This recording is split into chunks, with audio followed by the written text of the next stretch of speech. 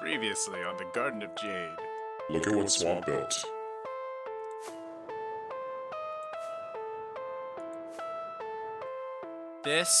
If this happens, there will be hell to pay.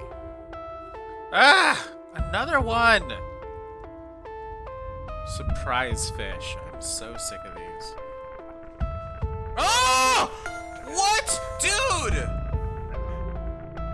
That's all my stuff! And here's some work in progress for Street Justice over the last week and a half or so. I'm going to be working on improved redstone overall, including for the item dispensers and super item dispensers. I'm going to have chests in each base, as well as like trash cans on the street where players can get rid of all their extra items. Just like ran out to where the turtles used to be over here. And sure enough, they turned it into a circle. This circle at the cult base has been viewed as a formal declaration of war. We will not tolerate any circle propaganda whatsoever in the shopping district. Oh, hell yes. Oh. I've gone to City Hall and issued documentation to every single server member that they need to keep on them at all times. I'll give you an example here. Panda's documentation says, unaffiliated, wildcard, known combatant, excommunicated from the cult with extreme prejudice. If I find Alex on the server without his documentation, I'm going to have to frisk him and send him to Azkaban. Murphy's working on the circle base over here. And then a little over 200 blocks away, on the other side of the war zone, we're building out our own base. And so with the development of Street Justice and the server-sanctioned war, I shall spill the pixelated blood of the circle lovers. Excellent work, Chosen One. The reckoning is upon us.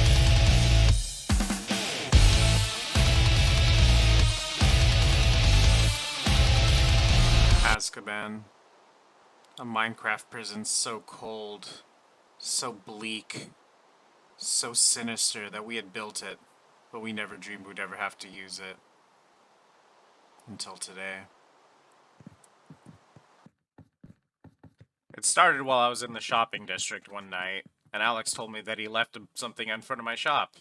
I could see it was some kind of book, but I wasn't sure if it was his black book key or what. Turned out it was the paperwork that I had just issued every single Garden of Jade member. So, when I saw him in the nether right after that, I gently tried to return the paperwork to him, but he wasn't really accepting it.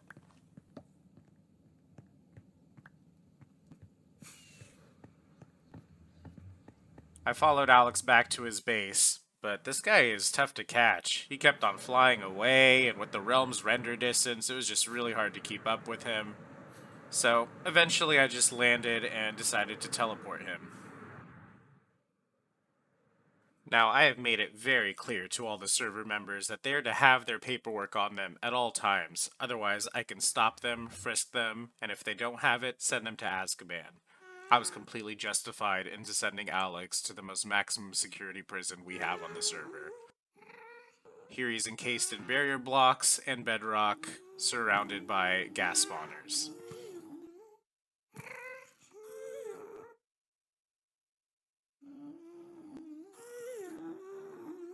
After leaving him in there for a bit, I decided he learned his lesson, teleported him back out, and gave him back his paperwork. After he had some choice words for me, he promptly destroyed his documentation and flew off into the night.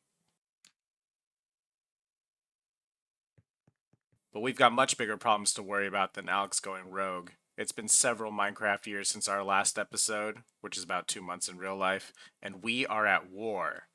We set a time that all the cult members could come on and discuss war strategy, and once we got to the base, we saw that someone had built circles everywhere. So, like, right where I'm standing up Oh, here, they're there's what? huge. Yeah, and then... Do you see the one over here? Unfortunately, my audio didn't get captured in this clip, but needless to say, I was displeased. But free Murphy, I've got comrades now. He has. He's got 4 people. That Peter was on earlier. Peter was on. It was him. We held our meeting inside of Swamp's Temple of the Cube, which we all refer to as the Cuba. Quick, I'm in. Now, I gotta break the fourth wall a little bit and tell you about a little mishap that happened. I went to turn on my noise cancellation, not realizing that my cube voice was still turned on. I had no idea the entire meeting, and no one ever told me. There's money to be made in war. I mean, that's what I was trying to do last season. I get it. I feel you, Almighty Cube. You got a Or- cold? Me? What? Actually, Swamp, can we switch?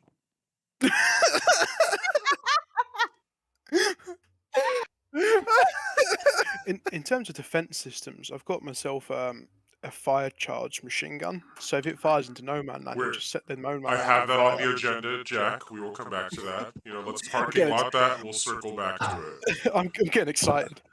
Obviously, I can't show you too much of the meeting footage. It was honestly very businesslike overall, but the point is that we are now organized and we are ready to fight the circle enemy together.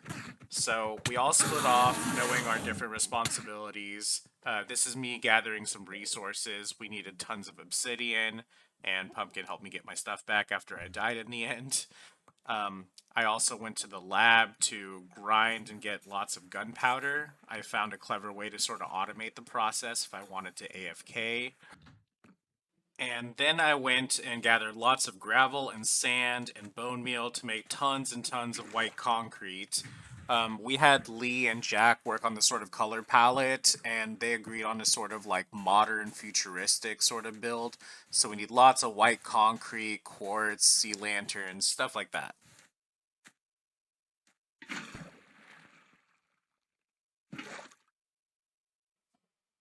I also needed to get a ton of XP for enchanting the various sets of armor we're going to go through throughout the war.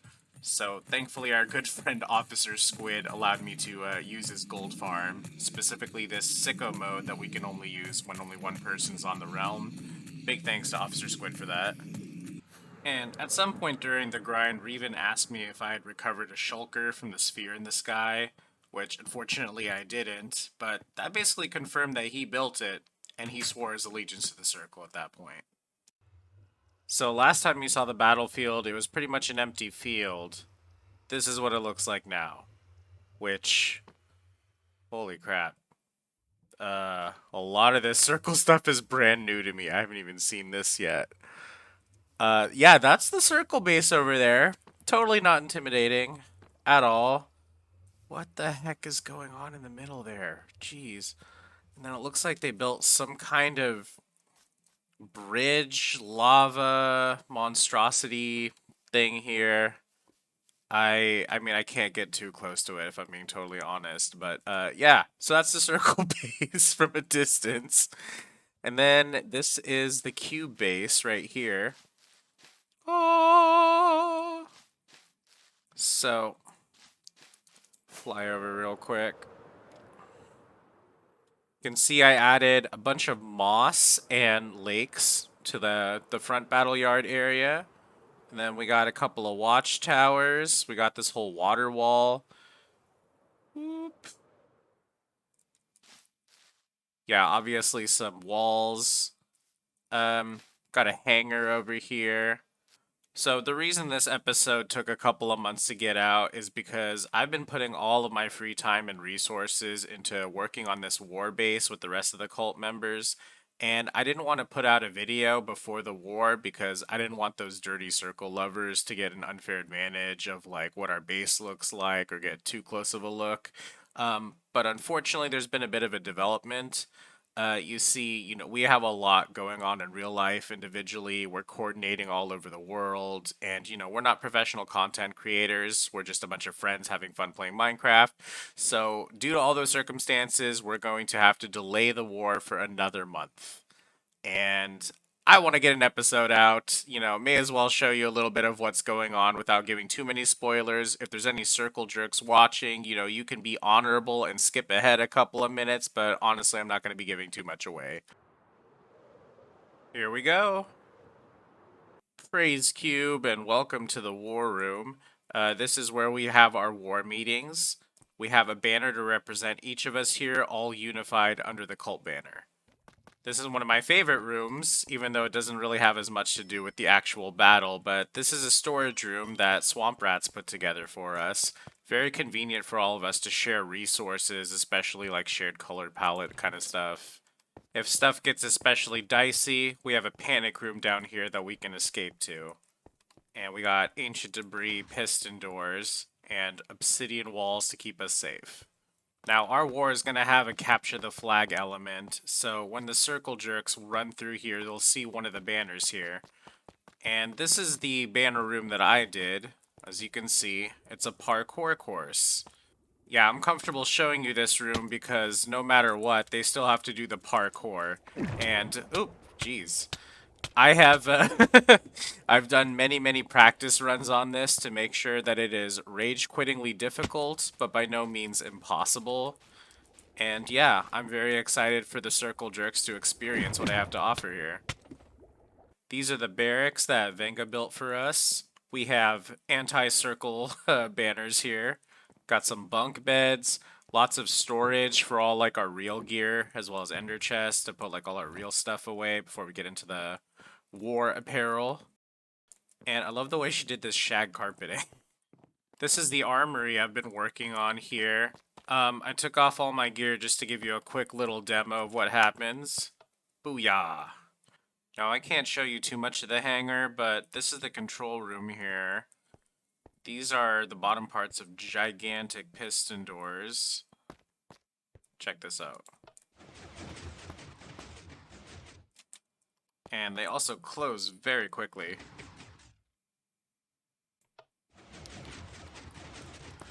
Now, we can't use our wings during the war, so this is gonna hold something else and have some other purpose. You'll find out. And the last little bit I'm gonna show you is this guy. Believe me when I say that I've barely shown you any of what we got going on in this war base. We got lots more surprises, lots more rooms, lots more going on, and we can't wait for the fun to start.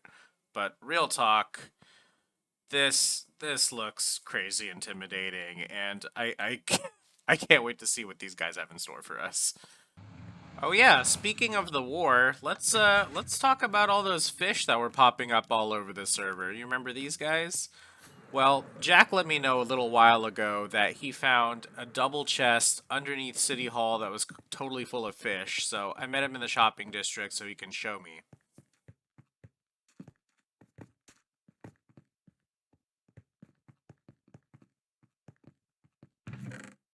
Jackpot. Murphy was also at City Hall and ambushed us. Not that I ever thought Murphy had anything to do with the fish, but that guy is always in the wrong place at the wrong time. But an even more important development is that Venga pointed out to me that a fish appeared outside of a shop when we were the only two people on the server. So I went to go investigate, and look what I find. It is a dispenser full of prank fish with a chicken randomizer. And I thought it was funny that it had the silence me tag because that is not a vanilla feature. That does not work. And may I present Exhibit A? Please listen closely. So yeah, I went around the shopping district to everywhere I've ever seen a fish or just waited around for fish to appear and would one by one take them out and kill those stupid chicken randomizers.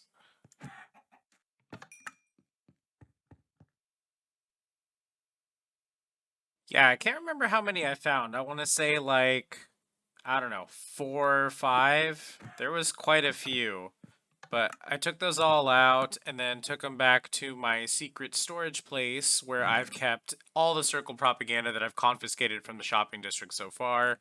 And I actually had to add another chest to accommodate all this other stuff I found. Then I went to go check my mail and, of course, it was flooded with more fish. The silver lining of the war getting delayed is that it gives me more bandwidth to work on street justice, so I'm really hoping I can get that wrapped up before the end of the season. And that being said, it's time for a street justice progress update. You can see that I've raised the building heights. Oops! Ah, jeez. Ah! Let's try that again, shall we? You can see that I've raised the building heights to where I'd like them to be. Again, the roofs are not going to be there because there's ultimately going to be a glass spectating platform high above the entire game here, to where other people can watch the game going on. And then inside the player's starting bases, like the red base over here, I've added armor equippers and some chests. It's going to make it a lot easier this time to just get all your gear on and get out and play, as opposed to the last time where you had to take them out of barrels and manually equip everything. And then this is a trash can. I have these set up all over the game. I'll show you how that works in just a little bit. So I got this redstone set up at all of the starting bases, of which there's 4 spread out all over the map here. And then I've also built out all the item dispensers, which I believe there's also 4.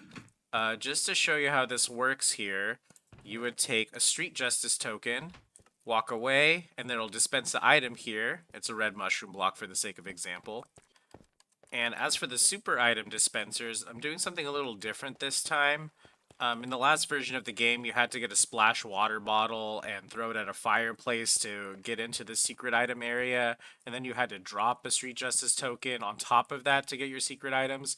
This time I'm going to have a dedicated super token, and it works in very much the same way. Ooh, I should eat. And speaking of eat, I should also show you the food dispensers. Let's see, that's the purple starting base. I think there's a food dispenser here, yeah. So the idea is that it's tamper resistant. There's nothing in the dispenser, but if you press it, which this isn't loaded with anything, let's try that again. So once again, nothing in the dispenser here, but if you press it, nothing happens still. Jesus.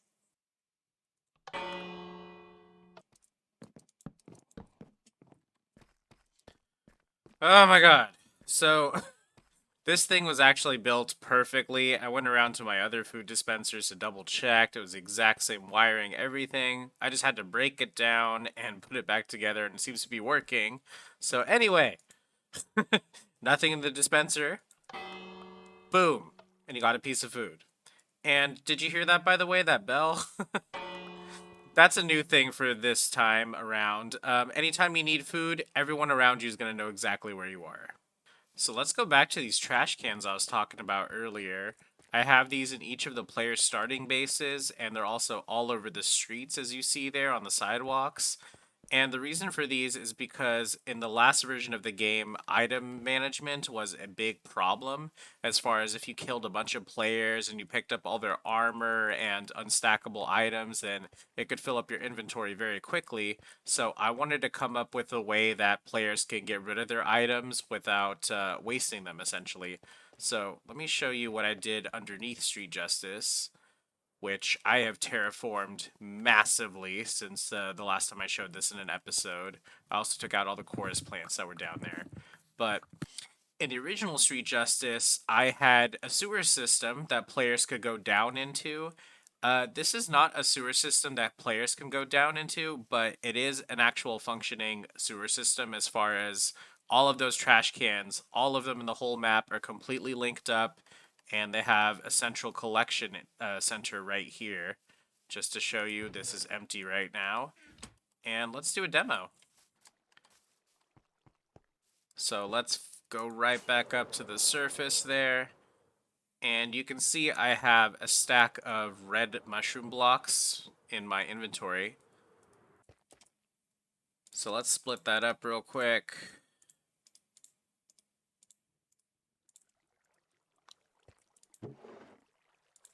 Let's put some in here.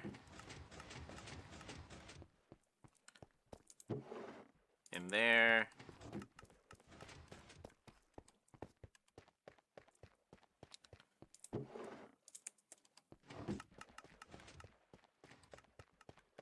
These are all over the map, guys. So yeah, there's 2 right there. Can put some here. Can put some here. I believe there's one over here. I think there's another back here.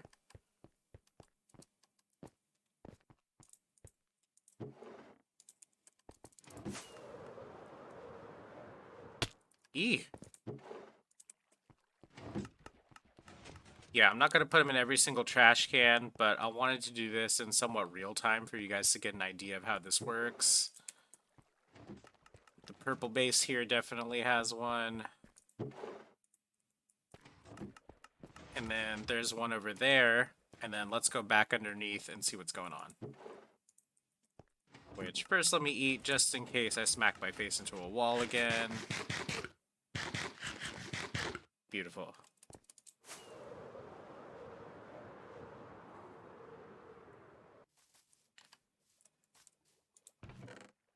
Yup, they're all coming in here. Yep, you see them coming in from every direction. How awesome is that?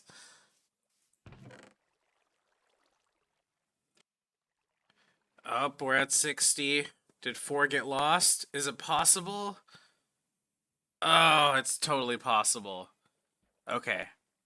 I might need to figure out what happened there. But that's... Oh! Yes! We did it! All 64, completely lossless. I am a genius! And with that, I'm going to have to call it an episode. Thanks for watching till the end. Hopefully we can get some of this war stuff going in the next one, but more likely I'm going to have some street justice progress for you. And by the way, this is my secret base at Murphy's. Every single cult member has a secret base at Murphy's. Okay, bye!